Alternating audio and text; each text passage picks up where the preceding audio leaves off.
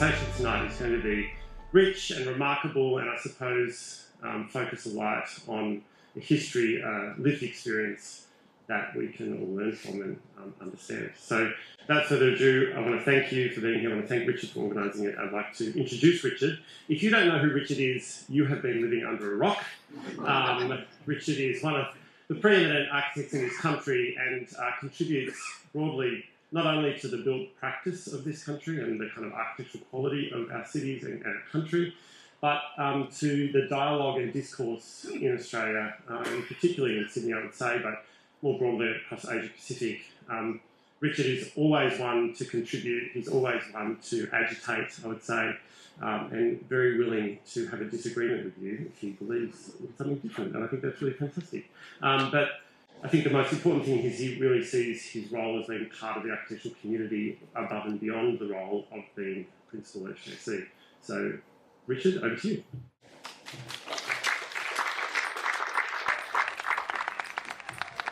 Thank you, Adam, for such a generous introduction. It is a very special evening for us tonight. Memories of Seidler and Giurgola not only produced some of the most significant architectural monuments in this country, but were in a sense monumental figures themselves. They lived parallel lives. They spent the early part of their lives in Europe and were disrupted by the violence of war, left their homeland and pursued a professional life in the United States and Australia. They had friends, collaborators and colleagues at the forefront of architectural theory and practice at the time. Walter Gropius, Marcel Breuer, Joseph Albers, Louis Kahn, Dennis Scott Brown, Robert Venturi, Charles Moore, just to name a few of their colleagues.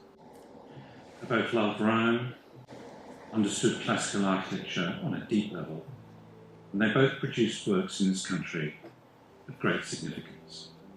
But their differences were pronounced. They frequently sat on opposite sides of the key architectural debates of their time. The academy and trade, modernity and postmodernity, history and urbanism, simplicity, complexity, uncertainty and doubt. There was extraordinary differences in the way that they thought, in the way they drew, process of making, and their values. Now, with us to explore their life, ideas and works of these really profoundly influential Australian architects, two significant architects in their own right. Penelope Seidler became an architect after she married Harry Seidler in 1958. She worked closely with him until he's 58. That's the first of many corrections I subjected to. Although, ironically, we disagreed on that. And we worked with him until his death in 2006, and she leads the practice today. Penelope has a strong and a long connection with the visual arts and is a member of the National Gallery of the Australian Council. She's been a member of the International Council of Museum of Modern Art in New York since 1973, and she's currently on the board of the Museum of History, New South Wales. Richard Thorp. Rick commenced work with Romaldo Giurgola in the Philadelphia office of Mitchell Giurgola Architects, and from 1970 to 73. And following a renewal of their friendship at the American Academy in Rome, he joined the New York office of Mitchell Giurgola in 1978. It was there that Rick led the Mitchell Giurgola Thorp team for their entry in the new Australian Parliament House competition in 1979, which was won in 1980 by Mitchell Giurgola Thorp and realised over an 8-year period, which was led by Rick from a Canberra studio. Rick and Aldo remained partners in Mitchell Giurgola Thorp until Aldo's retirement from the practice in 2002. He would join us.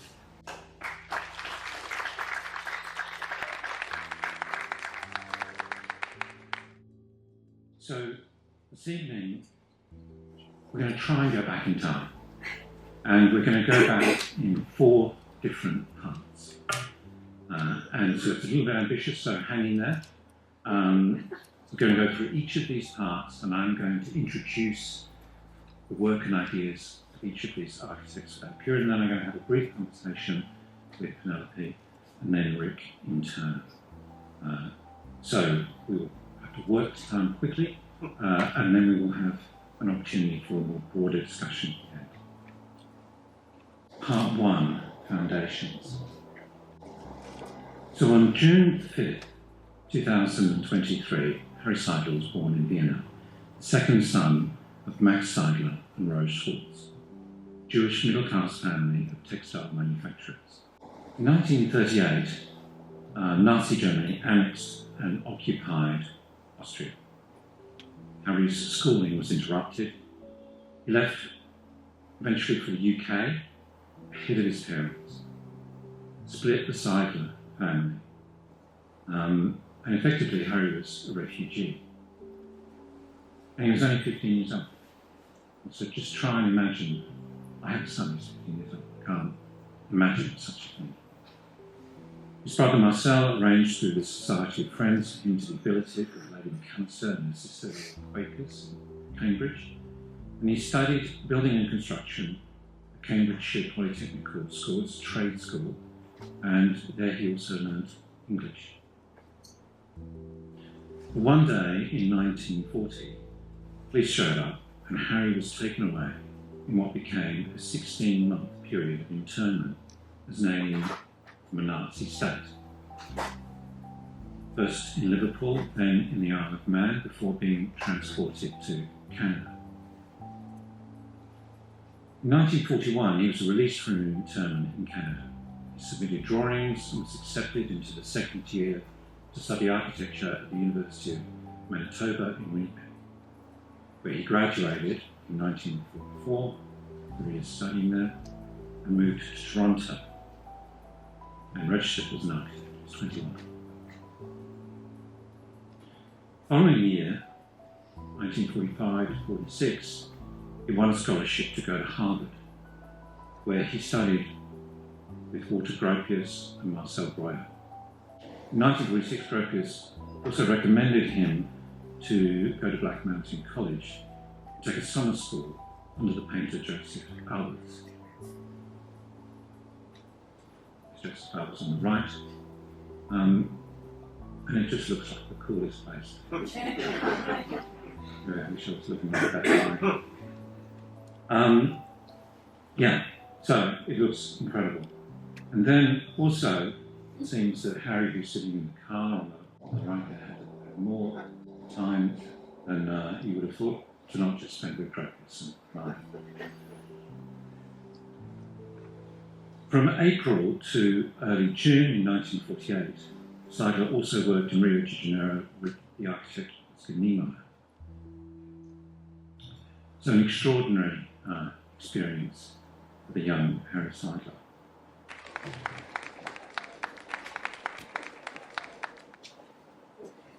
Penelope, an extraordinary upbringing for Harry. Yeah, amazing. Mm. And he must, I wonder, being forced out of your home, being broken from your family like that, having only himself to rely on, being alone from such a young age, must have had a profound effect on Harry. And I wondered, do you think this is the source of this incredible determination, drive, self-belief? Perhaps, but he always said that he really enjoyed his time in England. He loved doing the building course, and he thought it was easier than school in Vienna. And he said he enjoyed it, but one doesn't really know how it affected him. But he was very insure. I wonder too, with Harry in a way being the victim of state-sponsored coercion, both of course in Vienna under Nazi Germany, but also of course under Anglo and Canadian influence in turn. I mean, perhaps understandable, he was from Vienna, he was from the Nazi state, but nevertheless that must have been a pretty traumatising confronting experience. And I wonder, do you think that there is perhaps the seeds of Harry's mistrust, perhaps, of authorities and that kind of sense of freedom, bureaucracy? Bureaucracy, because when he was a student in Canada, he had to do officers' training as a Canadian, and at the same time he used to have to report to the police as a refugee alien. So he used to go in Canadian officer's uniform to report as a refugee, and slightly bizarre.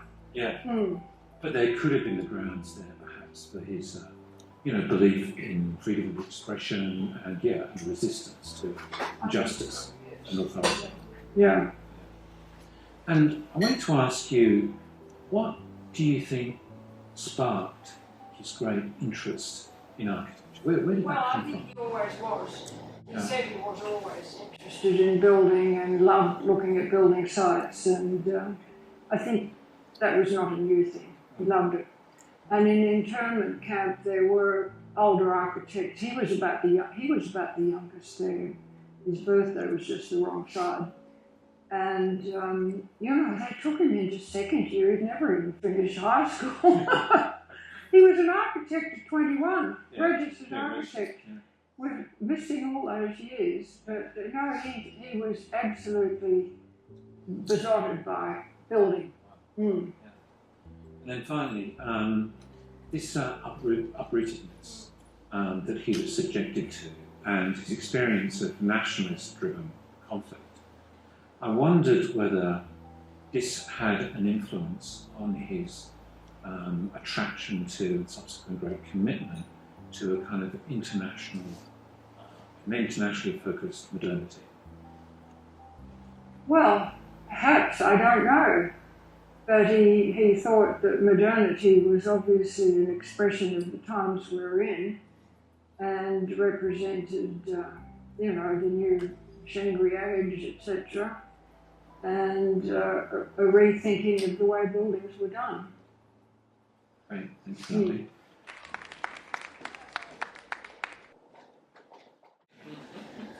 Foundations, Romaldo Giurgola.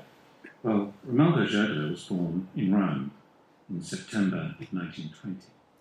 His father was an architect in the Beaux-Arts tradition, and he grew up in one of the greatest cities in the world. He often visited Venice, where his mother and family originated, and spent childhood summers with relatives, and travelled in Europe and his family, and also to Scandinavia. In 1932, he was working as an architect in an architect's office in Rome. He was 12 years old, and that's where he learned to draw, at the school Lyceum for the Humanities in Rome. Rome perhaps fostered his passion for architecture.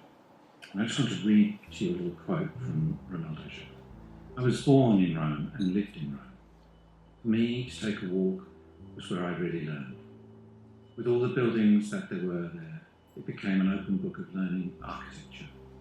You can't fail. That is the beauty of Italy.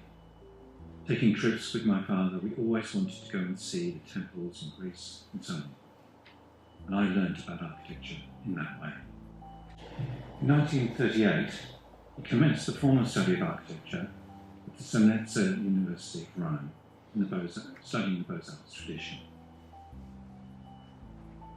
But in June 1940, with France on the edge of collapse, Italy joined Germany in the war. Aldo was 19 years old, and he was drafted into the Italian army and underwent military training in Liverpool. He actually served in the engineering corps of the Italian army and served alongside Pier Luigi Nervi. In October 1943, Italy joined the Allied powers, and Romaldo Giurgola somehow found his way home, found his way back to Rome, and resumed his studies at the university, graduating in 1945.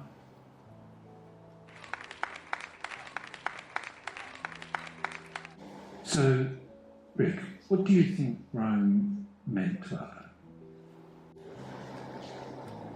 Aldo? I think if Rome was a person, Aldo would have been with them every moment of his life. I had the very good fortune to spend time with him in Rome.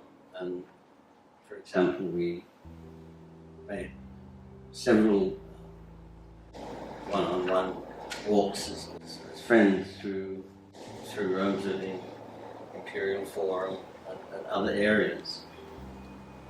And Aldo would always make reference to the importance of civility, of democracy, of humanity, and that was completely bound up in his architectural ethos, I think.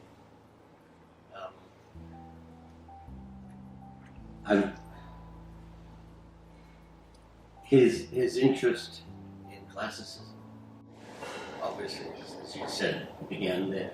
To be in Rome with Aldo, coming from Australia, it's as sort of the higher mountain that you could imagine, because Australia is very unlike Rome. He also, I think, was very clear in his acceptance that a city that has grown over time and includes both new and old, and that's essential to its perfection in a way. And I think that then one can see that in his work ever after. I think I had one thought to finish off this with a comment and say that when working together on the Parliament House project in New York, and at the beginning, or for quite a couple of months, it was just Aldo and me, because the office wouldn't give the venture any staff. And Aldo and I would just talk about Rome. And in fact, Rome became the measuring stick in some respects of the Parliament. Not that they're necessarily alike, but the balance between built and natural exists in both. And I remember in Canberra one day, and Aldo saying we have to find somewhere that we can experience the size of the curved wall. And I found somewhere. It was out at the airport. Big curved planes to go around. And then we actually had measuring sticks, and we put them on it to see whether the size of the blocks of granite we were going to use broke up the curve too much. And anyway, Rome was central. Rome was central, yeah. And, Aldo was such a gentle person in many ways. And I wanted to ask you, what effect being drafted into the Italian military may have had on him? I mean, it seems almost an incongruous thing for someone like Aldo. He sometimes mentioned the war over the years, but there's only one time I recall when he really talked about it. Again, I guess it's just the two of us, and he described how horrible the whole concept is, of how demeaning it is to be a part of it. And he talked about when he, I'm not sure if the correct term is deserted, but he somehow, the army ended for him and he walked home. But the walk, he said, was at night. No, you didn't dare show your face. And he bypassed Rome. He didn't go back to Rome. He went to Trieste, because that's where his parents were at that time, apparently. Then later, when things come down, as you said, he was back in Rome. Yeah. I think you could summarise his attitude that war is disgusting. Simple as that. Yeah, thanks, Rick. My last question was actually going to be about the walk back to Rome, so you've covered that. So part two, and again I want to start with Harry Seidler. Harry Seidler's parents migrated to Sydney in 1946. His mother wrote to him while he was 46, yeah. Yeah, 46. And his mother wrote to him while he was working for Boyle to commission him to come to Sydney to design their home. A good trick from his mum. Seidler arrived in Sydney around June 1948, and that was a few days before his 25th. And I understand he had no intention to remain in Australia, only to stay long enough until the house was finished. And of course, the house is the Rose Seidler house in Wahonga, an extraordinary bushland setting. Seidler's early houses, and perhaps the Rose Seidler house in particular, had a profound impact on Australia. Attracted a great deal of attention and client interest, and Seidler decided to stay. And I just want to read a quote from Philip Drew on a piece he wrote in that really beautiful book published on Seidler's work. Seidler did not introduce modern architecture to Australia. It reached Australia well ahead of him in the mid-1930s. But it was Seidler's mixture of American modernism, its closeness to the fountainhead, the lack of any Australian or colonial inflections, and the absence of compromise, which shocked and excited Australians.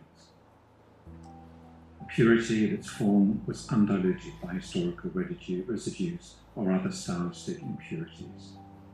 Work possessed a futuristic quality. Australians were astonished. After the Rose Seidler house, there were a series of exquisite houses. Marcus Seidler House, 1950. Mellor House, also 1950. Williamson House, 1951. And a really interesting event to which Harry was central was the House of the Future exhibition at Sydney Town Hall in 1954, which was opened by Walter Gropius. Extraordinary, doesn't change. 1957, Harry submitted an entry into the Sydney Opera House competition, and then around about this time, we'll hear more about that, but shortly after that, Harry married Penelope Everett, daughter of Clive Everett, on the 15th of December, 1958.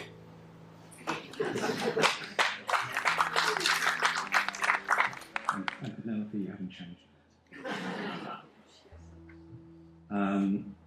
And then in 1959 to 61, Blues Point Tower was achieved, first project with Dick Dillsable. Okay, great.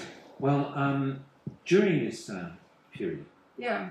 you and Harry, you're quite high profile, young couple, quite glamorous, and in a way, maybe Well, you say that. I say that. Look, you've seen the photos, and in a way, you kind of embodied the new, not just the ideas, but the new, and the promise of progress and the future. And is that how it felt a little bit? I mean, did No, you feel like it didn't feel like that at all. It felt we were adrift, yeah. trying to make a mark, but it wasn't all that easy, actually. But no, it was adventurous. Yeah. Mm. And Dick Dusseldorf was most certainly the most important. He was indeed, and there you are, you see another migrant, because Harry was not accepted by the establishment at all here. I don't think he ever had any sort of traditional, Sydney people, because they were a bit shocked by it. And I mean, Marrying me didn't help because the name Everett in the 50s was absolutely the worst thing that could happen. So I was rather relieved to get rid of the name. Well, the name Everett in the 50s was associated with communists, you know. Oh, it was really terrible. So I was pleased to be relieved of the name. Right. Little did I know. Yeah. Little did I know what was coming. Yeah. Oh, wonderful. Okay, well, I will be back and hopefully your microphone will work.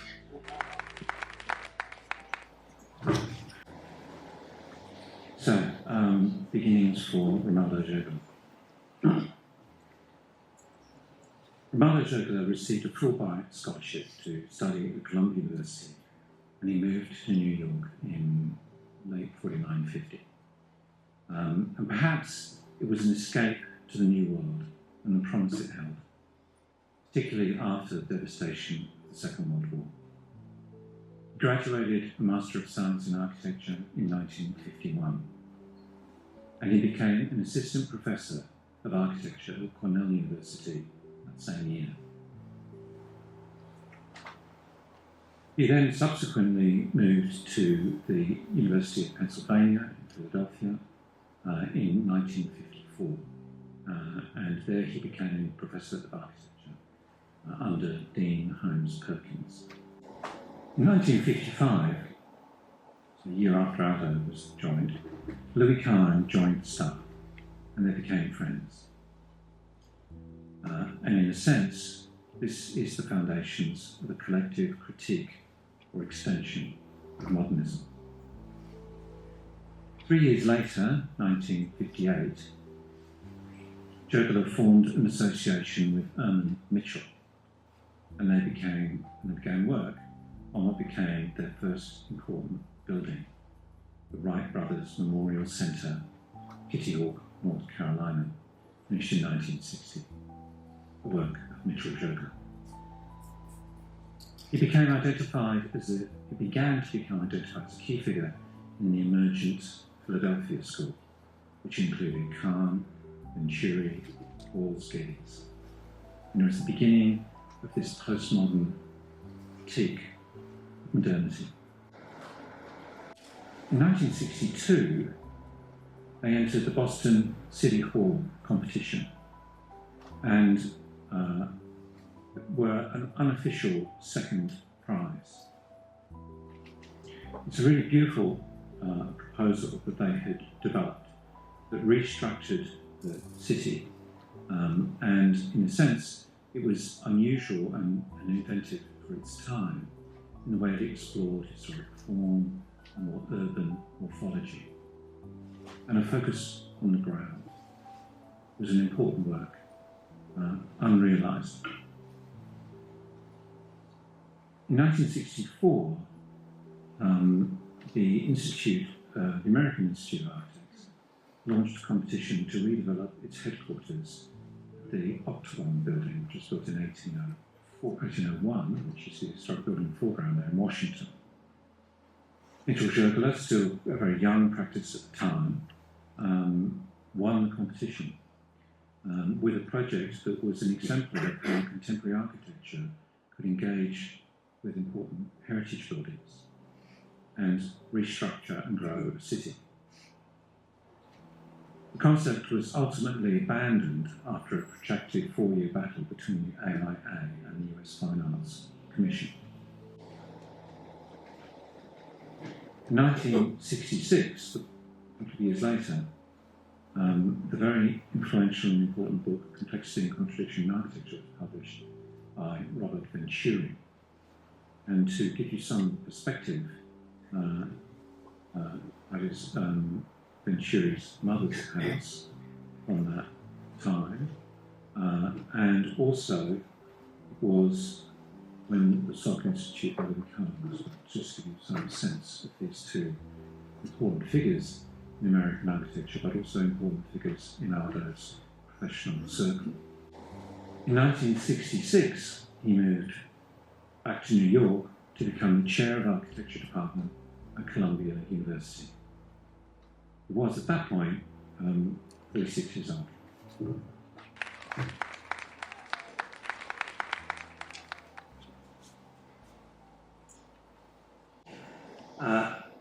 Aldo seemed to be at the very centre of important architectural cultural debate at his time. Part of the Philadelphia School, close colleague of Kahn and Venturi to a certain extent. Did Aldo talk to you at all about that period and those working relationships? I'm thinking here particularly of the relationship with Kahn and Venturi. Well, yes. He quite often made reference to the University of Pennsylvania, or Penn, as it's sort of known. But mostly he talked about Kahn, and one could not help but sense that Aldo had Venturi in another sort of compartment. It was not the same compartment as Kahn. And I think, for what it's worth, a lot of people understood that. He enjoyed teaching very, very much, and I think his whole career has demonstrated the parallels and the partnership between producing works of architecture and writing, or being almost a philosopher.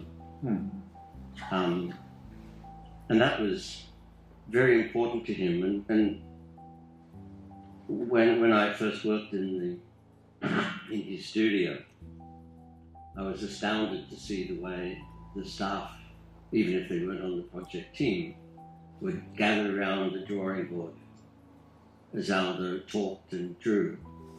And I sort of observed how if he started off with the drawing, let's say that you did, there'd be yellow trace over the top, and it would be some adjustments would be made, and then another piece of yellow trace would go on top of that, and eventually your drawing would be taken off. And then at the end there'd be one drawing, which was the direction the team would go in. All of those drawings vanished instantly amongst the staff, and perhaps a regret of mine is I never took one yellow trace of Aldo's ever, and don't have one, because I sort of assumed that they were important documents for history in a way. He's Rick. He occupied important teaching positions at important moments in time at Penn, and then Columbia University. And he had studios in Philadelphia and New York. And in some senses, because we're looking at these lives in parallel, he's drawn to intellectual and academic life, as you're saying. Where do you think his heart was? Was it in the studio or was it in the academy? I very strongly believe it was in the studio, because I think he recognized that you can talk the talk in a way, but producing a result, a demonstration of what you've been talking about, is the ultimate way to go. I'm not an academic, but I fully see that in Aldo. He loved creating works of architecture, and his starting point was always so almost coming from nowhere. He'd surprise you, even though you've heard him 1,000 times say things. But on a particular project, he'd look and he'd say, well, there is this mountain over there. Oh my God, yes there is, but why? Definitely the answer is this. And I want to just finally ask you about the winning Mitchell Giurgola scheme for the AI headquarters in Washington. And that, it's a pretty important city-forming proposition, the way in which it defers to the existing building, and also the way in which it builds up the scale of the city for its public space. A very progressive scheme by a relatively young studio, but ultimately not realised. So I wanted to ask you, what did that kind of loss mean to Aldo? How did that affect him? It certainly affected him. It happened before I think the competition was 64, and I think the firm did 2 more schemes over a couple of years. I actually took up residence in Washington DC in 64 or something, I think 1964, and all architects knew about the AIA competition. It was considered a debacle. I guess my view, and it's a sort of a hindsight view, is that somehow if they could have hung on for a 4th scheme, maybe the dastardly, what's his name? Gordon Bunshaft. Maybe he would have laid down his sword or shield or something. But I think the takeaway for Aldo and Mitch was that big public commissions held risk at all times that something can run amiss, and the Parliament that comes later is a prime example of that, insofar as opposition to government of the day in the outlying country can do incredible things. And I think if the opposition in those days, which was initially the Labour government, if they could have found a reason to criticise the project, The Parliament. yeah. I also was very aware of that, and I said to Aldo that I'd been advised on sort of arrival in Canberra that, and I was sort of there on my own for a few months. So we could maybe trace some of that, and we'll come to that later. We can trace some of that back to, I guess, a bit of pain that came out of the political process that ensued after winning the competition, but then ultimately, in some way, being pushed off the job. Yeah, there was a lot of pain, and I think there was, it was shared by other architects and the Institute. Yeah, the Irish Institute of Architects headquarters. In fact, Mitch became vice president of the Institute not that much long afterwards, and eventually president. Great, thank you.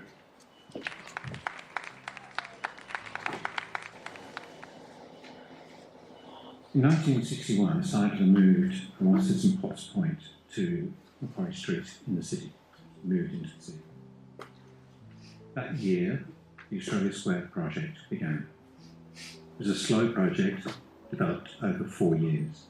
You can see in that image on the left the first phase of that project, which was the Plaza building with the B columns, 13-storey building, was realised in 1964 over the tank stream in Pitt Street, and defined the plaza for the town. And Australia Square was a work of modernist city-making par excellence. And it began as a series of remarkable visions and unrealised works for uncompromised city-making.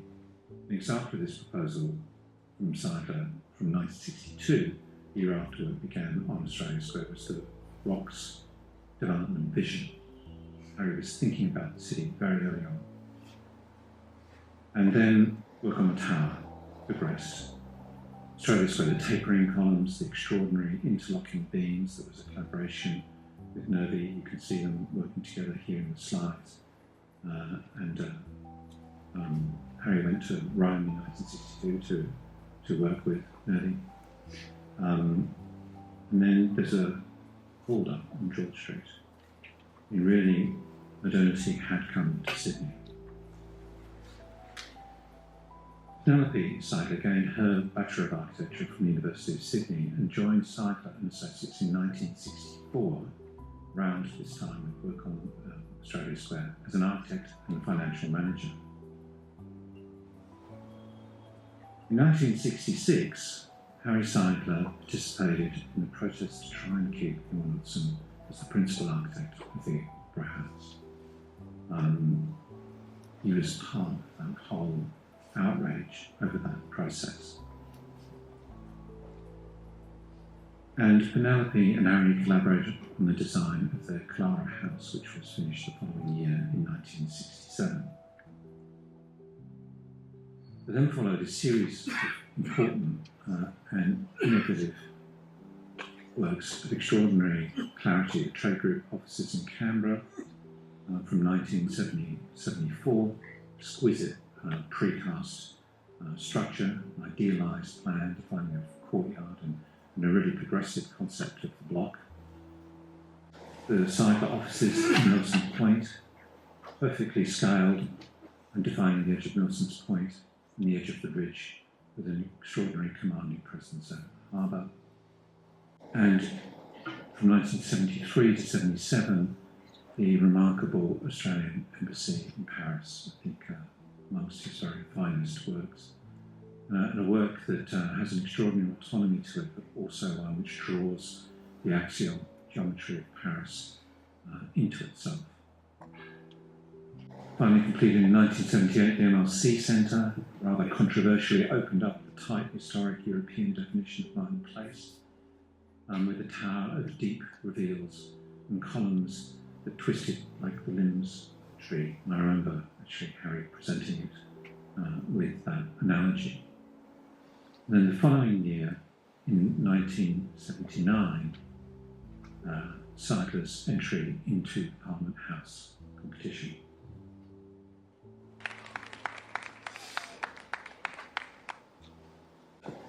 Series of crossovers between these two architects that sort of connect over this period. So I wanted to ask you about Australia Square, first of all. The collaboration, they called Sydney's first skyscraper, really, at that kind of height, 170 metres. First in Australia, perhaps. And from a single project which transformed the whole city. How did this incredible achievement affect Harry? Oh, well, he was very pleased to have it affect him. Well, he was pleased when it was finished. Because, many architects do wonderful ideas, but to actually realise the works is an important thing. But he had a very receptive client, and it was he who insisted that the building would be enhanced if he could go to Rome and study and work with Novi. And I'm sure that influenced the design, the finesse of the building. And as far as the art was concerned, Dusseldorp, I think by this stage he had some confidence in Harry. And he said, look, we want a major artwork. And he sent us around the world. He said, go and seek the best. He had confidence. And we saw Henry Moore, we saw Noguchi, we saw several people. But we decided on Calder. And Dusseldorp was very happy with that. And, it's, as you would know, to have a client who has confidence in your work is amazing. That's what every architect wants. Yeah. And he had a great working relationship with Dusseldorp. Mm-hmm. And you joined the studio in 1964 officially. Well, officially, but I was always hanging around. Yeah. So what was it like? Give us a window into the studio, to how Harry worked. Well, when I first met him, he was down in the basement in Point Piper, where my first year of marriage, we lived down there. And I did insist that he moved the office. He moved first into Caldex House in Sydney, then into Macquarie Street, a building he built in Macquarie Street, which is demolished now, then in Ridge Street. And the concentration was in building our own house. And once that was finished in 1967, where I still live and nothing's changed, it's a cameo piece of the 1960s. And once that was finished, he was looking around for an office, and he found this amazing block at Milson's Point. That was finished in 73, so that's 51 years old. Yeah. What was it like in the studio? Oh, in the studio, very intense, yeah. Colin Griffiths was working with him then, and there were very few people, but they worked very hard, and they did work very hard. And we'd try and get them to, a few of us would say, come on, let's go out for dinner, but they did work very hard. It was very intense, it was all consuming. There was no other life. That was it. That was it, yeah.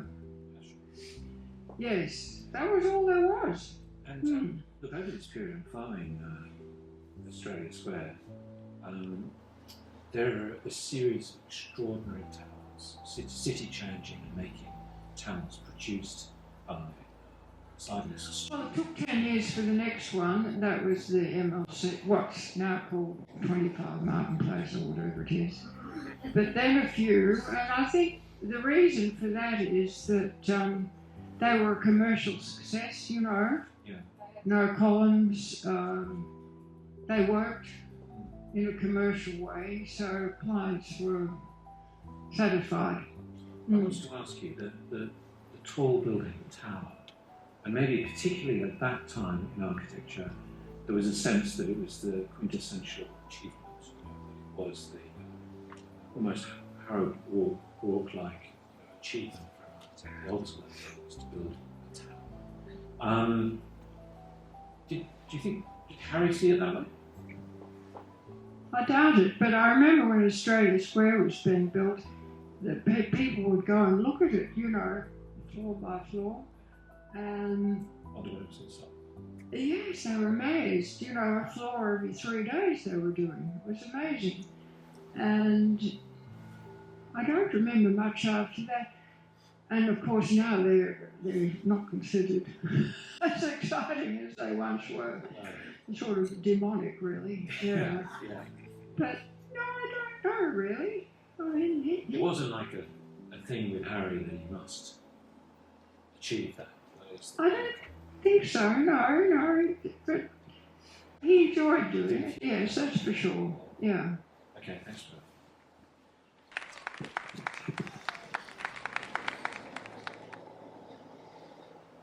1971, Giurgola stepped down as chair of Columbia University and became the Ware Professor of Columbia until 1991. He was Ware Professor for a very long period of time, followed, I think, by Kenneth Frampton, who was formerly chair and then became Ware Professor. Around that time, Giurgola produced a series of really important urban buildings: the City United Way, South Head, Pennsylvania headquarters. 1971.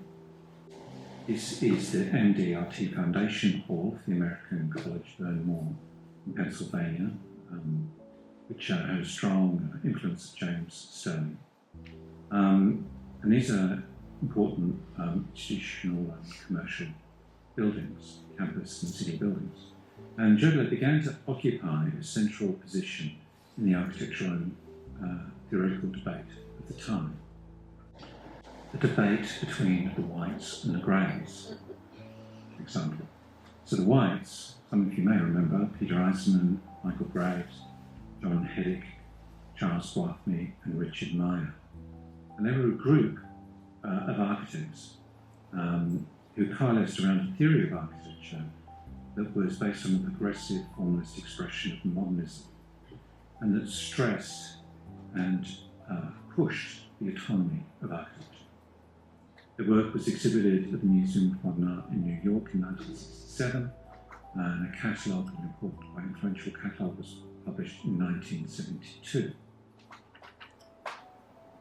But the following year, in 1973, an article was published in Architectural Forum, a series of essays called 5 on 5, by what subsequently became known as the Greys. Romaldo Giurgola, Alan Greensburg, Charles Moore, Jacqueline Robinson, and Robert Stern. And in Giurgola's essay, he is critical of the white formalism for forsaking social and political dimension. 1974, Mitchell Giurgola completed the Lang Music Building, a music auditorium building in Swarthmore, Pennsylvania, which has an extraordinary and poetic connection to the landscape. And in 1975, Romaldo Giurgola published a book on Louis Kahn. And it was shortly after Louis Kahn's death. Here's the two of them sharing a tea table. In that year, too, same year as the publication of the book, the Penn Neutral Tower in Philadelphia, Pennsylvania was completed. It's a tower which really does seek to bind together and weave the city to the existing important buildings around it at numerous different scales.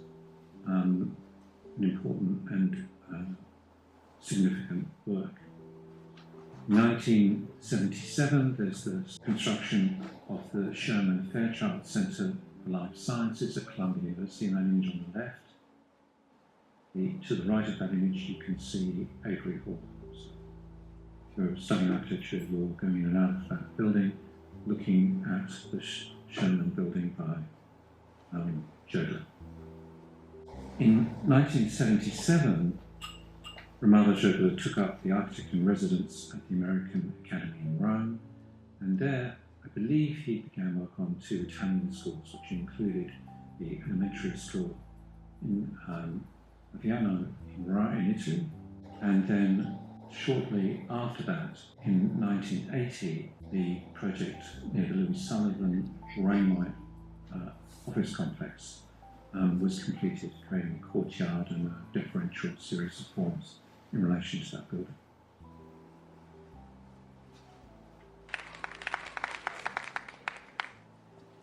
Rick, so can you tell us how you first met Aldo and what it was like working in the Mitchell Giurgola office? Sure. I'm going to start with how I met him, if you like. I got a green card to get into the US, and I had a letter from Venturi, because I'd written to Kahn, to Mitchell Giurgola, and Venturi saying, I'm coming, I need a job.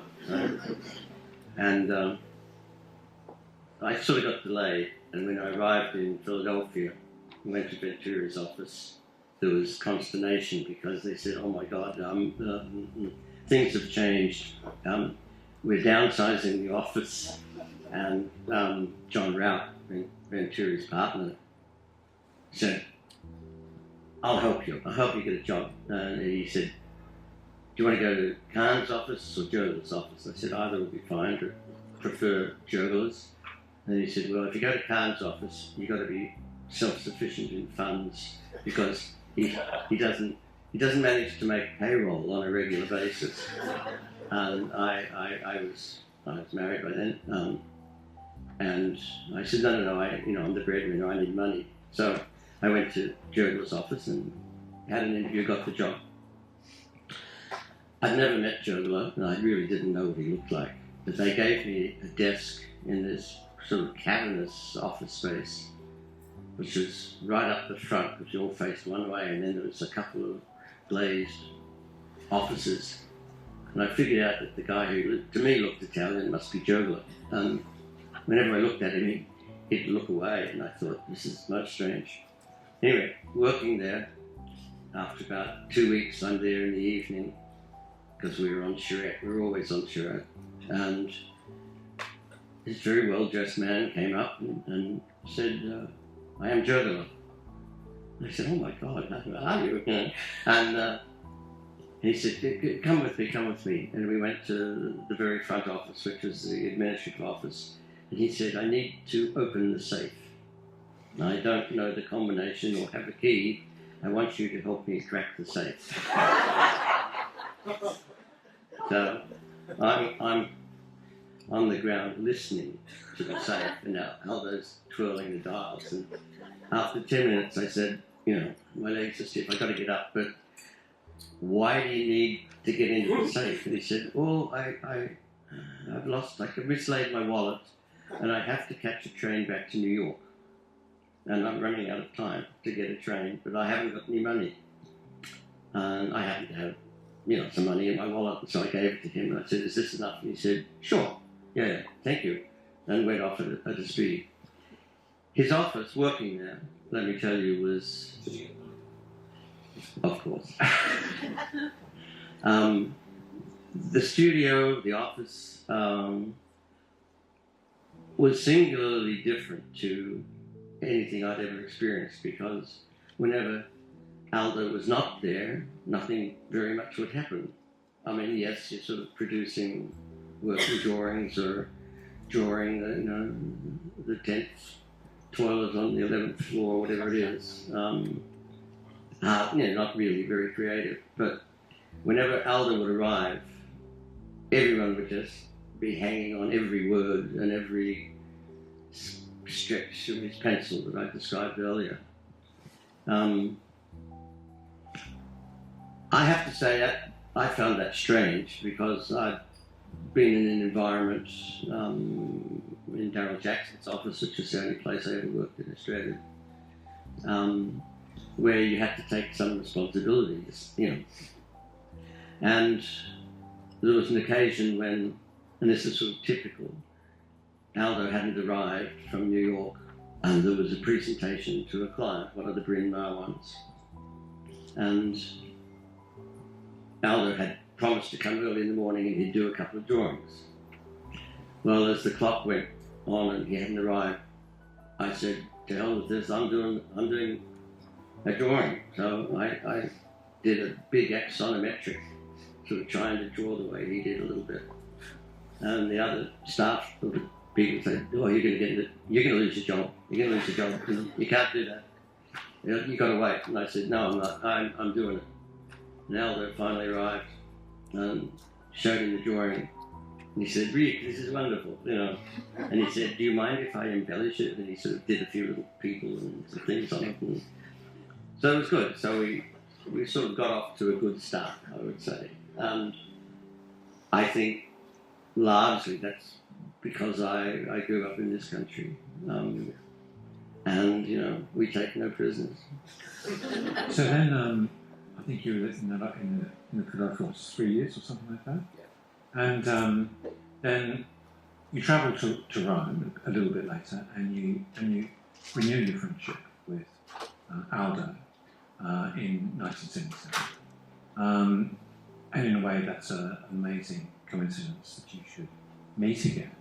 And could you just tell us a little bit about being at the American Academy? I wonder, is that where his work on those Italian schools began? Okay. Yes and no. My wife was a painter, and she kept winning scholarships, and she won a Prix de Rome, which is about as good as you can get it in the world for artists and architects to go and be in residence at the American Academy in Rome, which is this beautiful magnified and white building. That's the Americans showing the Italians how to build the palazzo, overlooking the Vatican and St. Peter's. Aldo was announced, or it was announced at the Academy that Romaldo Giurgola was coming in residence. And by then I was working in an office in Rome, and I had been told, in fact, by the academy director, he said, Rick, you've got to understand your place here. You don't have a Rome Prize. We cannot support you in any way or recommend you. And I said, that's cool. Yeah, okay, right.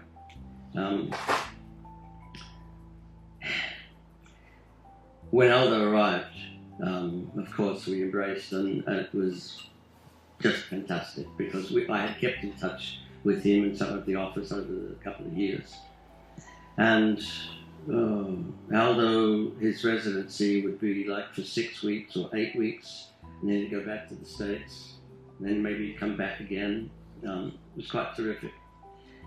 I had a drinking buddy, an American guy who, this is in Rome, worked at the US embassy or consulate, I can't remember which it is. And one evening when we were having drinks, he told me he had a real problem. He said he was in charge of giving aid money, and the earthquakes in Friuli, which I had actually visited early on from the academy to try and help. He said, we gave them 25 million and it's vanished. He said, all little villages and things, the money's just gone. I've got nothing to show for it. And I said, oh, that's bad luck, And he said, well, the problem is they're giving me another 25 mil. And I don't know what to do. And I said, we'll solve this. And I came up with a scheme whereby they would engage American and Italian architects, and the money would flow through the architect, not through the local mayor or anything else. And I said, no, I'll give you a list of some people. I gave him Mitchell Giurgola, I gave him Venturi Rauch, and I gave him the guy I was working for. All his work at that stage was in Saudi Arabia, all $25 billion worth of it at the time, which was an interesting place to work. I went up, Aldo got one of the jobs up there. I went up to Friuli with him, and my boss was there because he was also on the list, and they both claimed that I was their person, sort of thing. And I knew enough, I learned enough Italian to know that when we were having a luncheon, I heard one of the mayors say to another mayor, he says, you've got to watch this guy, the Australian, he's everywhere.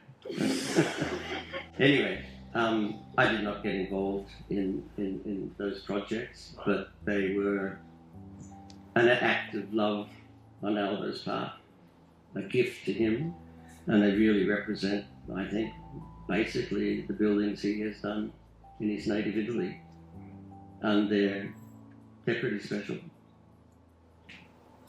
And after leaving the academy, going back to the United States, you worked with Aldo again, this time in the New York office, at a very busy time. Aldo was Columbia and projects all over the United States. And what was it like in the studio at that really busy time? It was very busy, I'll put it that way. And I think there was some feeling about me being brought in by Aldo. I didn't do an interview with the staff, or with the managers and everything, and Aldo just said, this is Rick, And then they made me project architect for a job in Seattle. And I won't go into it, but it's called Westlake in Seattle. There's a shopping centre, so to speak. And anyway, I was over there with Aldo, and we were doing a presentation. And he came to me at the end of it and said, Rick, I'm so upset. He said, let's go out and get drunk. And I said, my eyebrows sort of hit the roof, because I'd never seen Aldo in any way affected by alcohol at all. So we went up to, I think it's Fisherman's Wharf or Fisherman's Square or something, and I ordered some drinks and then held mine up to Aldo, and he said, I can't do this. And next day at another presentation for the mayor, he started saying all of the things that I told him not to say about the project. And it just got worse and worse. And then at a moment I jumped up and said, well, thank you, Mr. Giurgola and Mr. Mayor, Aldo's got another meeting we've got to go to, so we'll be off. Got Aldo outside into a taxi and went straight to the hospital. And I raced in. I said, there's a man in the taxi who's going to have a heart attack any moment. And he did. And so he was in hospital there. I went back to New York, and Aldo, I think, was off for, 5 weeks or something. He was very lucky to survive it.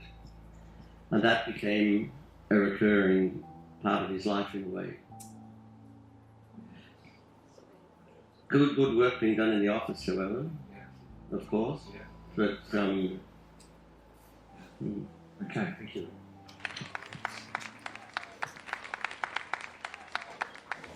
Now we move to the final period for our two architects travelling slightly less far back in time. And beginning with Seidler, Towers and City Making 2. So this phase of work, and here we're looking at the Hong Kong Club from 1981, many people have commented that what evolves in Seidler's work is a greater richness in form and geometry, and the depth of the tower through the expression of rich, more elaborate, but nevertheless rigorous structure, and that perhaps it may represent a Baroque period of greater expression of the object unto itself. And the Hong Kong Club was an important part of that work, perhaps that announced that phase.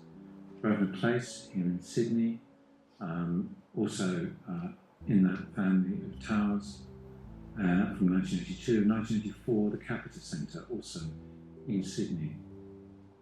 And this period of the mid-1980s was a critical period for the culture of architecture. It was really the height of the postmodern versus modern debate, the questioning of modernity, to which Harry occupied an uncompromising position. And his position is perhaps reflected in a lecture he gave at the RIBA in 1984, so the same year as the Capita Centre was completed. And I'll just read a quote from his lecture for you. True modern architecture is not dead, as some will have us believe. We've hardly started to explore the potential of its methodology. The high principles and clear moral consequentiality of the pioneers needs to be constantly interpreted anew. They demanded basic integrity and an intrinsic honesty of approach. Only by making these parts of our work will the frontiers of development be pushed forward. The following year, the Shell headquarters in Melbourne was completed, and in 1987, QB1 in Perth, back in Sydney, in a residential tower form, the Horizon Apartments, Darlinghurst,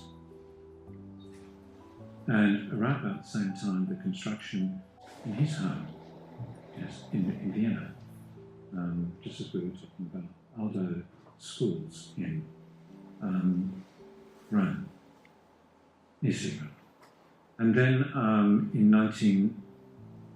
starting in 1904, completed in 2004, the Cove Apartments and the European building multi-use tower in Brisbane. Started in 2001, but completed in 2017 for Aquatic Centre. And prior to its realisation, in April 2005, Harry Seidler suffered a stroke from which he never fully recovered, dying in Sydney on the 9th of March 2006, at the age of 82.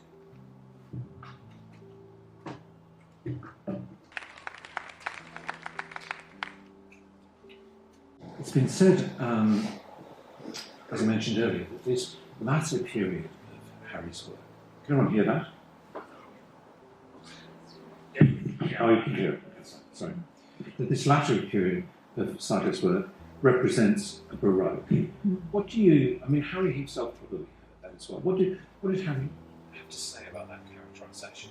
Oh, I think he liked that because when he worked with Nervi in Rome, first of all in 1963, he walked around Rome a lot and he became entranced with the buildings of Borromini.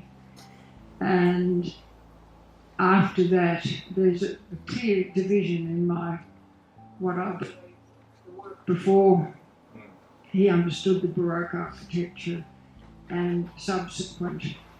There wasn't a curve. Well, there were a few curves that you saw in previous buildings, but he began to experiment with curves and structure with the curves, and he found it very enriching.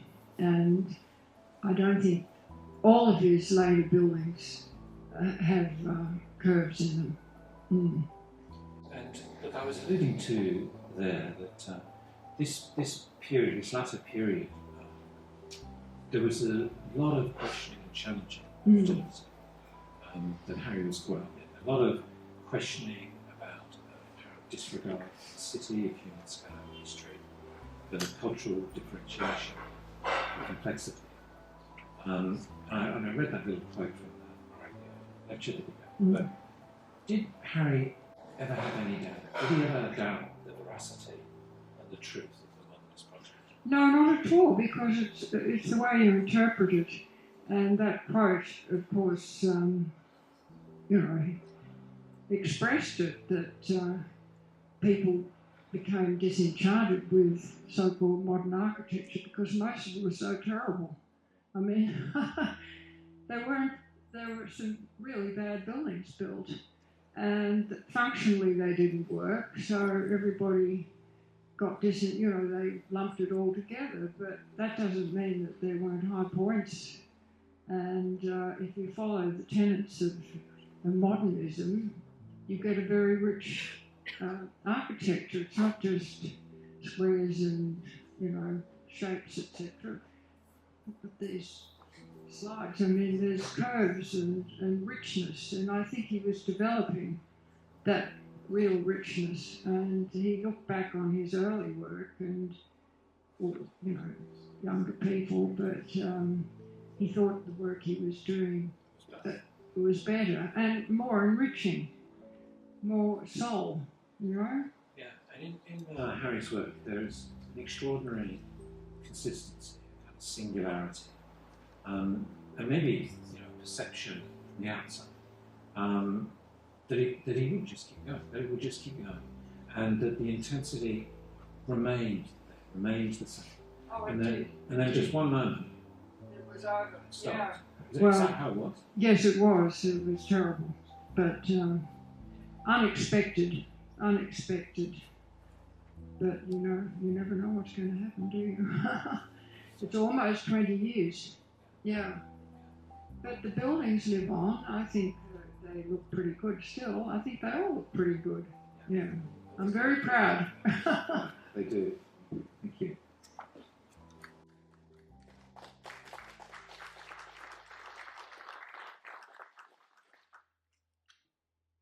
Late period for Romaldo Giurgola. We're looking here at the first stage competition proposal from 1979 for the new Australian Parliament House. And in 1980, Mitchell Giurgola Thorp proposal, which you see here as model, won the competition. And this is an image of jury. A lot of gender equity on that jury, but nevertheless, those sort of times. And you can see there John Andrews in the white jacket on the right. Okay. So it was a very significant and important event for this country and internationally. It was a very ambitious project and a very challenging one for the whole industry in Australia. And the project was led by Rick Thorp from the Canberra office. During this period, Aldo was teaching and working on many projects throughout the United States, internationally, not only here in Australia, but he was also working on Volvo in Sweden. And this period was a really frantic one for him, I'm sure. But towards the end of the project, in 1987, Aldo moved to Australia, relocated to Australia, with his wife Adelaide, who had Alzheimer's disease, and with his daughter Helen. That following year, in 1988, Parliament House was completed. A few interesting things happened during that time. In 1989, the following year, Aldo was commissioned to draw up extensions to the Kimball Museum. And it was a very interesting proposal that was developed in Canberra before this one, which extended north-south, almost in extruded form, the vaulted exhibition spaces, but was consequently subject to enormous controversy, and the Giurgola scheme was abandoned. Significantly later, the extension from Windsor to Piano was realised. Also that year, the Thomas Aquinas Church in Charnwood, Canberra was realised. A beautiful church, also where there was the funeral for Romaldo Giurgola himself. In 1995, and for a long period of time, there was the Singapore Armed Service campus, military institute in Singapore. Was realised many buildings, two of which you see there. And in 1997, Aldo's wife, Adelaide, passed. For a couple of years after that, in the year 2000, Romaldo Giurgola became an Australian citizen. In 2004, St Patrick's Cathedral in Parramatta was realised. In 2004, also, Romaldo Giurgola's own country cottage at Lake Bathurst was realised. Almost an arc of life of returning to the earth, to the fundamentals of living. A very slow project, a simple house, and finally Romaldo Giurgola builds something for himself, a house by the lake. On 16th May 2016, passed away.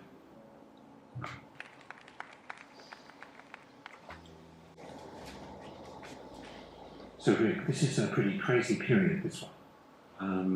And I want to ask you, how did the Parliament House competition really come about? How did it find its way out of the studio? Okay. I spoke earlier about Aldo had the issue in Seattle, and he was off for a while. And when he came back to the office, he came to me and said, I've read about there's going to be a competition for the Australian Parliament House in Canberra. And he said, do you know anything about it? And I said, well, yes and no, but I know Canberra very well. And he said, well, keep your eye out because it'll be of interest. And maybe 6 weeks after that, he approached me and said, this Australian person, John Overall, is coming to see him. It's in regard to the Parliament House. And he said, I want you to sit in with me. And which I duly did. And when the day came, there was a message for me at the front office from Aldo saying, I forgot. And he said, can you look after this man? So John Overall, I don't think he was a nightman, but John Overall, I greeted him and gave him coffee and we sat down and I explained that Aldo, had stuffed up, I guess. And he said, oh, this is terrible. And I couldn't really understand his consternation. And he explained that he wanted Aldo to be the chairman of the jury for the competition. And as a backup, he had an appointment to see I.M. Pei, also in New York, that afternoon. And he said, how can I talk to I.M.? I mean, I don't know what to say. And I said, it's easy. I said, Aldo would much rather compete than be a chairman of the jury. And he said, you mean? And I said, yes, I mean, he wants to put in an entry. He's spoken to me about it several times. And he said, oh, that is so wonderful. And I said, well, Mr. Giurgola said he'd like to see you tomorrow. He'll definitely be here. Would you come? And he said, yes, I will. And he came in next morning, beaming. I.M. Pei said, yes. And we had a quick, well, I'll make this quick. And Aldo asked anything special about the rules. And this is a very salient rule. The rule was that every team must have an Australian architect as a partner. And that person will be the architect of record. All of the work will have to be done in Canberra. All of the consultants will have to be working in Canberra. And Aldo was sort of blinking away and he said, Rick, are you registered in Australia? And I said, yes, I am. And he turned to Sir John and he said, we will be Mitchell, Giurgola, and Thorp. And I go, oh, that's pretty good. I wasn't expecting that. Anyway, to cut to the chase, there was no support in the firm generally for doing this competition. And the first stage, I was put on it full time, but nobody else. This is in the New York office. And I kept saying to Aldo, we're not going to get there, I can't. This is far too much work for one person to do. And he said, I know. And he came and said, we're moving it to the Philadelphia office and you'll just have to catch the train or whatever, work with, which we did. And that's where the first stage was done. And that was led by Hal Guider, who still resides in Canberra today.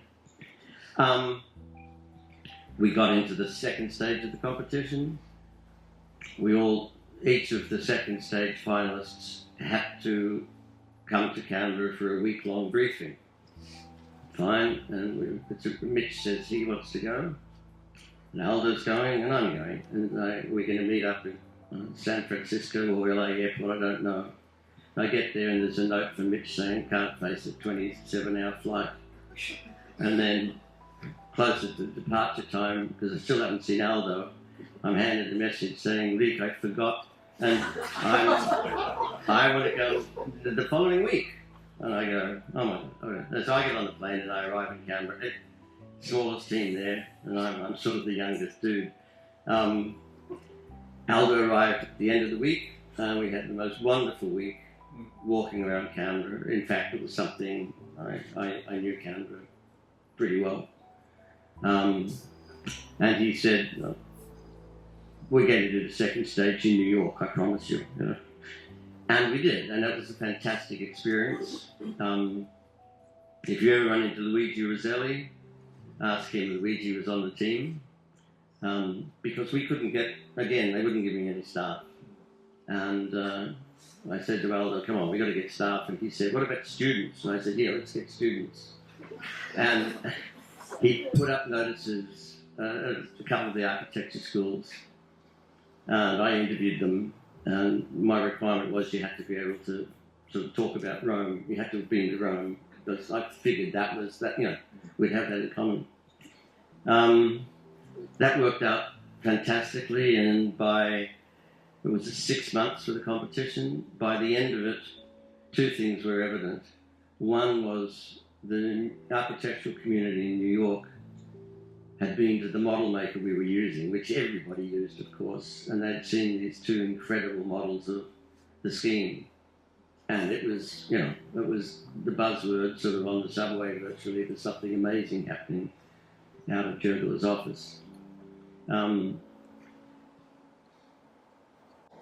We put in the entry. We couldn't. Well, we had it collected by the Australian Embassy at the office uptown in New York.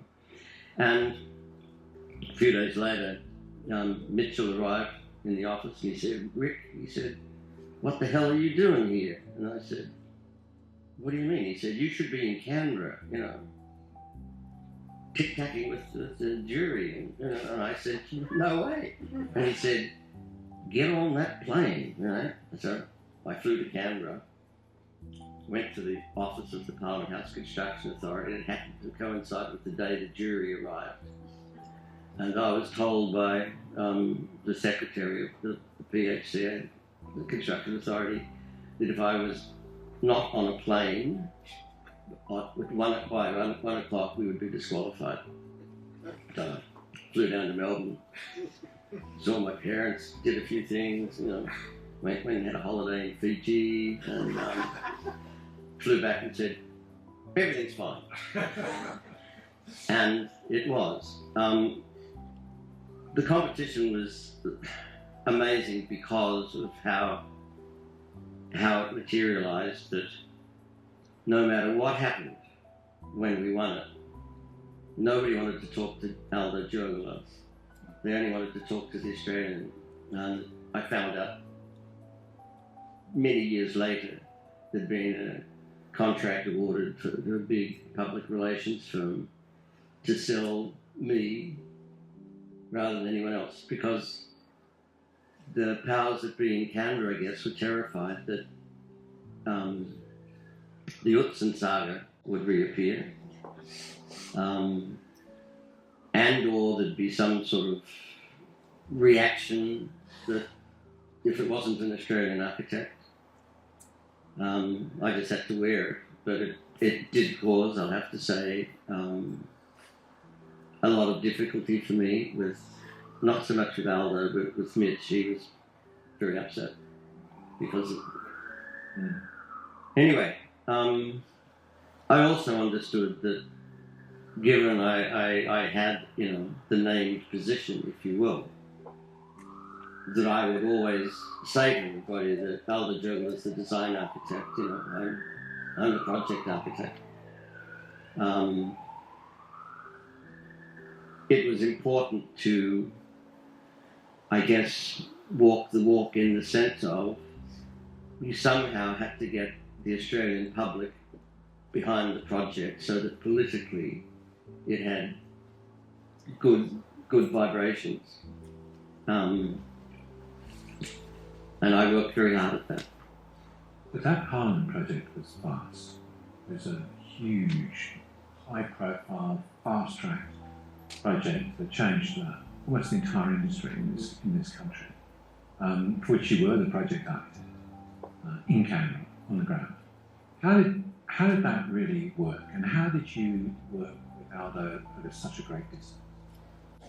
Well, the scary thing was initially, the construction authority had all of these special consultants, construction managers, programmers, you name it, they were there, and they were all wanting to get on with it. And I'm saying, we don't have a contract. Got to have an agreement, which took some negotiation.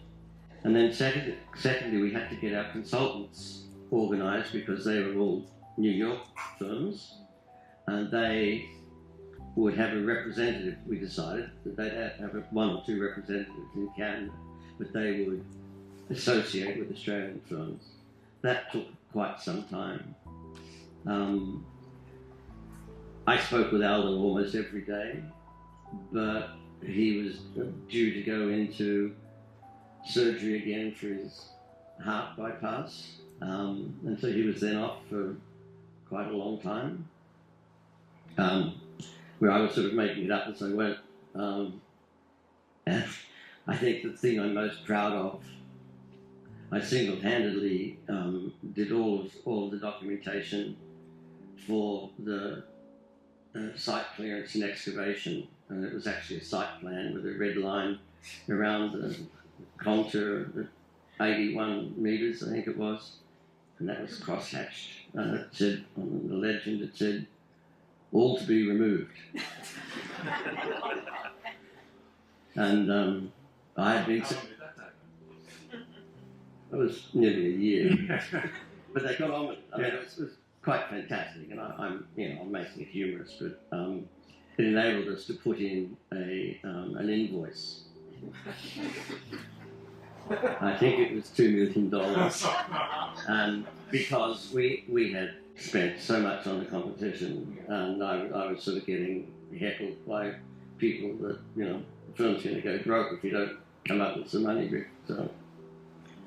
And Rick, when Aldo moved to Australia, to Canberra, that's such a big thing, isn't it? I mean, you have someone there who's offices in New York, Philadelphia, who's teaching at Columbia, and he moves here. At that point. What do you think prompted him to do that? Okay, first of all, Aldo loved nature, if you will, landscape. And he fell in love with the Australian landscape, the Australian bush. He was often drawing it, and sketching it, whatever. I think with the illness of his wife, and in fact, he had bought a big house in Yarralumla where he had Adelaide living live in nurses. Paola was able to live there, although she ended up not wanting to live in the same house. Aldo almost became only involved with his wife's illness and looking after her in a way. There was some work going on with the church, but he sort of was a changed person, and I think he saw, this is the Parliament's finished by then, but I think he saw that, you know, his time was pretty much at an end. I mean, he didn't want it to go on. We were doing things, you know, he was doing work in South in Singapore, the military academy, but it was more, it was almost like a hobby compared to, I think, his approach previously. I mean, he was very relaxed. He was talking about Lutyens and how the Lutyens, what did he do when he went to the colonies? And so, you know, it's just getting out of the rat race, which is what he enjoyed. And on that trajectory then, the Lake Bathurst house, you know, and I guess there's, in contrast to Lake Bathurst house, you know, there's a sense of an arc, of a landing, of a return to earth, and somehow building a house, I know it was a very slow process as well for himself, on the lake. There was that maybe there was a sense of closure in Aldo's work during this period. Do you think that's the case? Yes, in a way, and I think Aldo, well, he knew I had a beach house that I loved to go to, and I think he would say, you know, and I took him there one time, and he sort of said, Rick, this is just so wonderful, you know. It was a crappy house, but the builders are still there today. This is my last hurrah. Anyway, I think he saw the Lake Bathurst house as a personal thing, something that he embraced. And I went there with a friend of his from Philadelphia. He used to teach at Penn, who was staying with me. I know I worked for him in Washington, and I saw the house for the first time, and the bathroom, it was sort of, you know, all those squares and triangles and circles. I mean, there's nothing else. So, I said to Aldo, there's no blinds or curtains or nothing. He said, no, we are with nature here. I go, you reckon? You know, I mean, and no, they got curtains, but he liked it, and I think slowly he just went slower and slower in the end, and he was very ill at the end of his time. And I saw him then, and to me it was a very tragic period because things happened, and anyway, we won't go there. A wonderful man, Richard, and I feel, you know, you don't need to win the lottery if you've sort of had the experience that I had with him. So.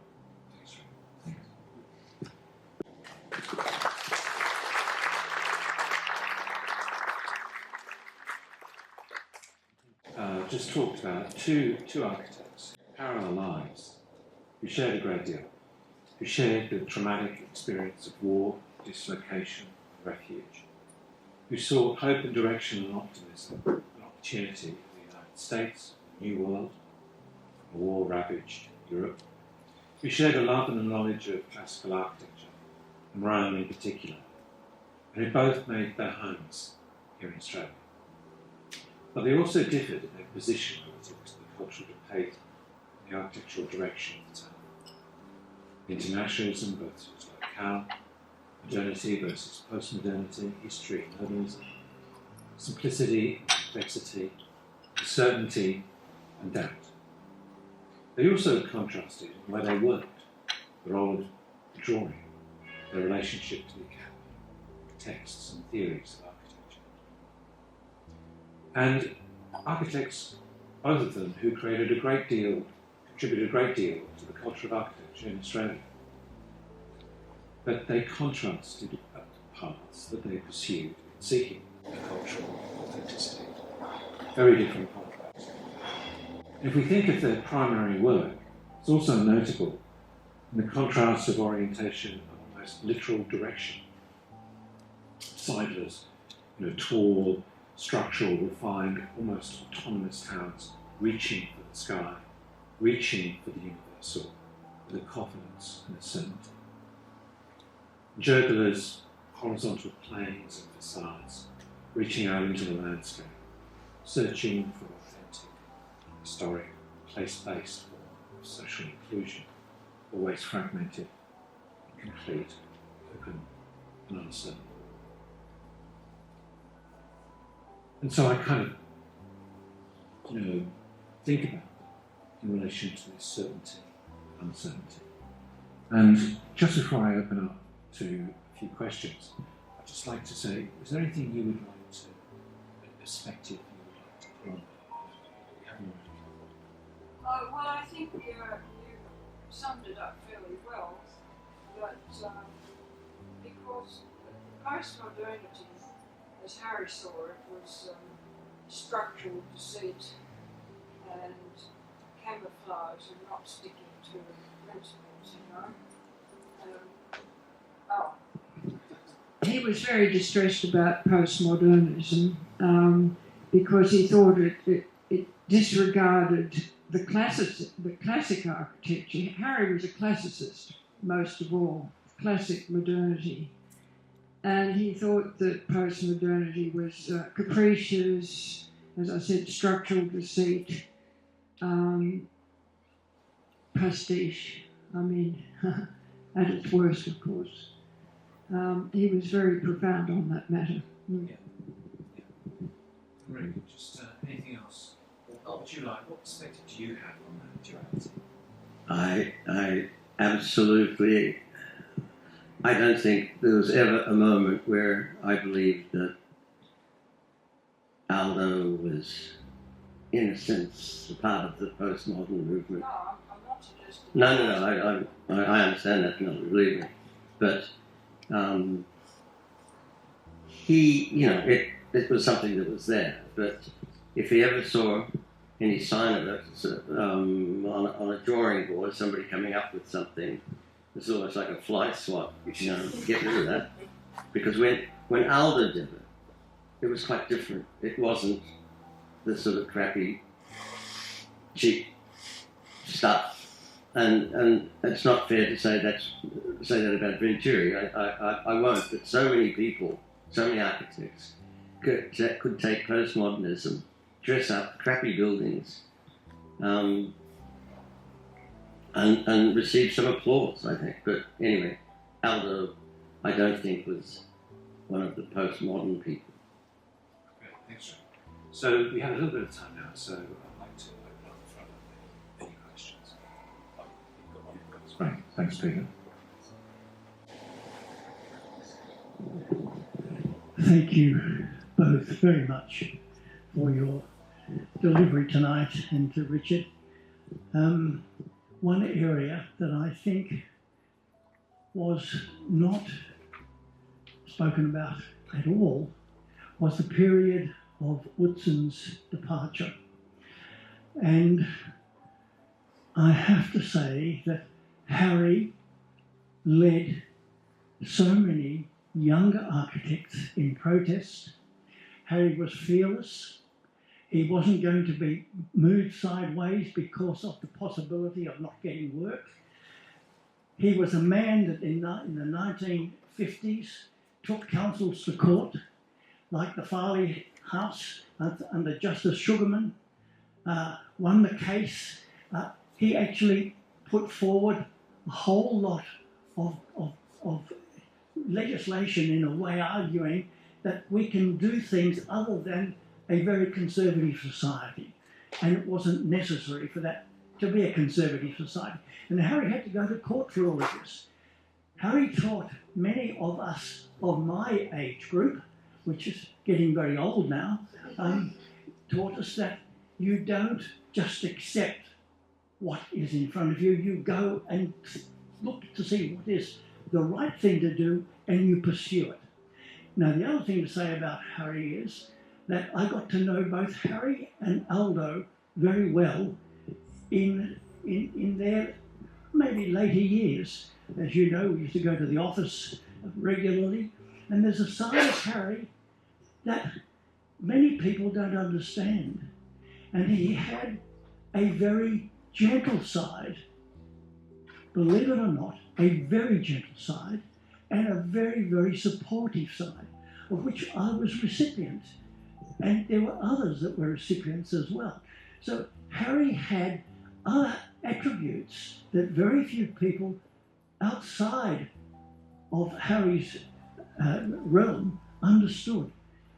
I also want to say that Romaldo Giurgola was the most wonderful man.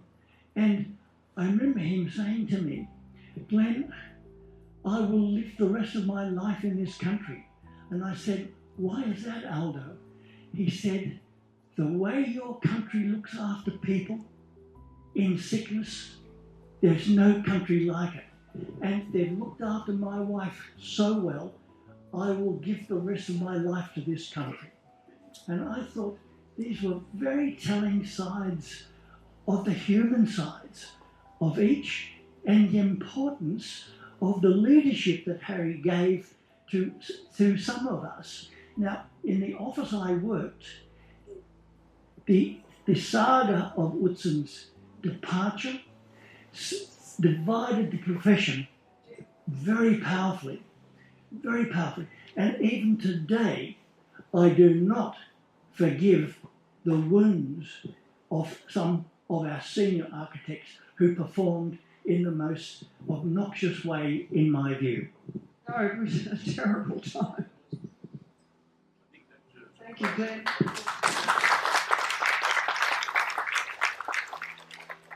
Yes, thank you, Glenn. And with Aldo, I do remember talking to him at the time about him becoming an Australian citizen. And he, you know, I think I asked him why he'd left it. Actually, he'd been for quite a long time. And he said to me that he felt that you never really belonged in a place until you buried someone you love. I remember we were walking in Canberra when he told me that. It's just like, and for me at least, that says more about Aldo than anything else. On that point, strangely, when we got married in 1958, we went to Japan on our honeymoon, and all of a sudden Harry realised his Canadian passport had expired, so he went to renew it, and they wouldn't renew it. I don't know, because he hadn't been there or whatever it was. So there he was, he was stateless again. And the week before we were married, he became an Australian. He had to go and swear, you know, to the Queen or something at the local mayor's office. And it's getting late, and I don't want to keep it London, but we do have probably time for one or two more questions. Okay, well, thank you so much for coming. I would like us all to thank Tim Monumental.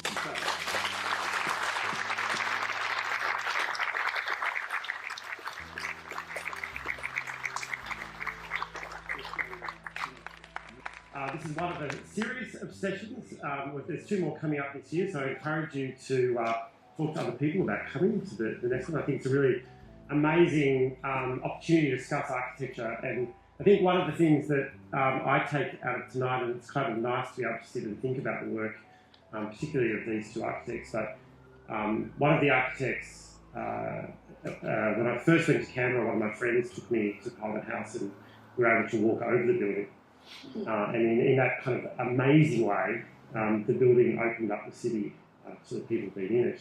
And in the same way, when I first came to Sydney, somebody took me to Australia Square and we walked under the building in the same way that Seidler gave the city back to the city. So I think, although they are quite different practices, they did something quite fantastic. And I think in the same way that they both integrated art into their buildings, the extraordinary contribution of the artworks in Parliament House and the integration of them, and the extraordinary contribution of artworks and the integration of them in Harry's buildings, both, I think set sail something quite spectacular for Australian architecture. Please come to the next couple. Join us for drinks afterwards. Thank you to everybody who spoke tonight, in particular to Richard French Stones, and thank you very much.